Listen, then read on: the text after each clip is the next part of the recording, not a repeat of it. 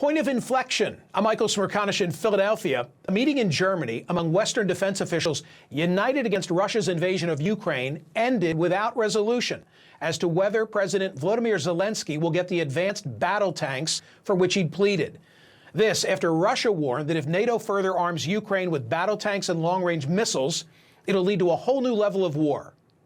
It's been nearly a year since the Russian invasion. The United States' perspective has shifted during that time. Remember the unwillingness to be a participant in a three-way deal that would have had the United States backfill Poland's fleet of fighter planes after Poland gave MiG-29 fighters to Ukraine? The Biden administration said no. Initially, the administration was unwilling even to acknowledge providing Stinger anti-aircraft missiles.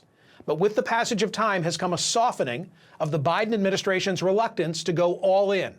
Today, Ukrainian troops are in Oklahoma, being trained to operate the Patriot air defense system, which the U.S. is now supplying. The U.S. is also providing Stryker combat vehicles to transport Ukrainian soldiers on the battlefield as part of a new and massive $2.5 billion aid package.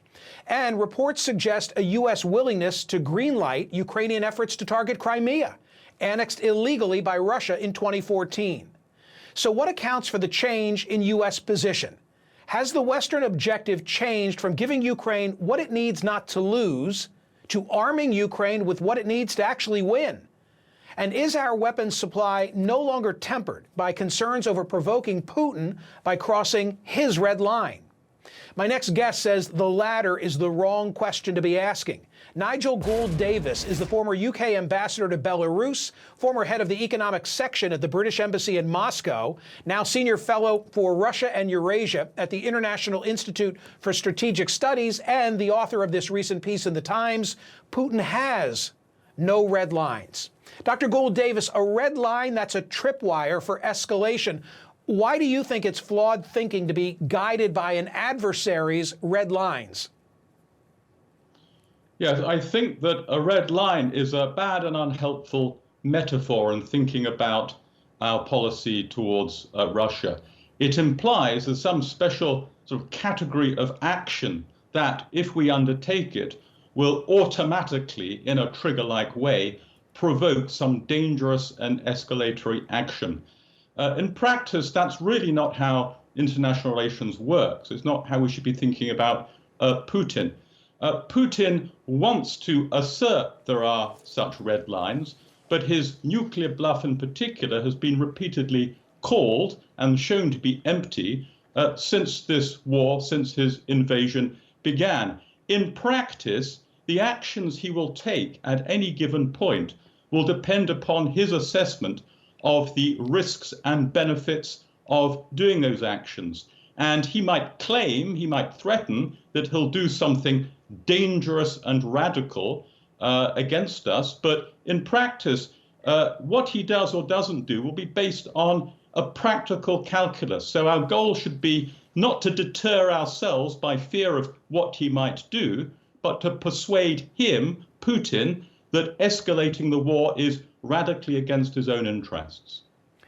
In simple terms, are you saying that no longer must we worry that his response might be nuclear if we do X, Y, or Z? We should always be concerned about the possibility of nuclear escalation. There's not a zero risk of that, but our efforts should be focused not on wondering and worrying about what might cause him to do that, but to persuade him that under any circumstances, his going nuclear and breaking that taboo would invite disastrous consequences himself. So we should be aiming to deter him from going nuclear, not deterring ourselves from doing things that might cause him to go nuclear.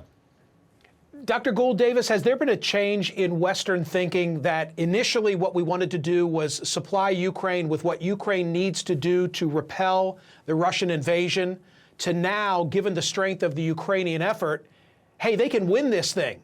Let's give them what they need to actually win the war? I think that's right. And that's partly a consequence of the tenacity, bravery, and heroism and adaptability that Ukrainians themselves have shown. I also think there's a growing recognition that there's no practical distinction between, on the one hand, helping Ukraine to stave off defeat, and on the other hand, enabling Ukraine to win. Anything short of a Ukrainian victory would ultimately mean that Russia is better off and not worse off than it was at the beginning of this invasion. And that would be an intolerable outcome. It would show that flagrant aggression is rewarded. That would be an object lesson to anyone else in the world, including China, watching this.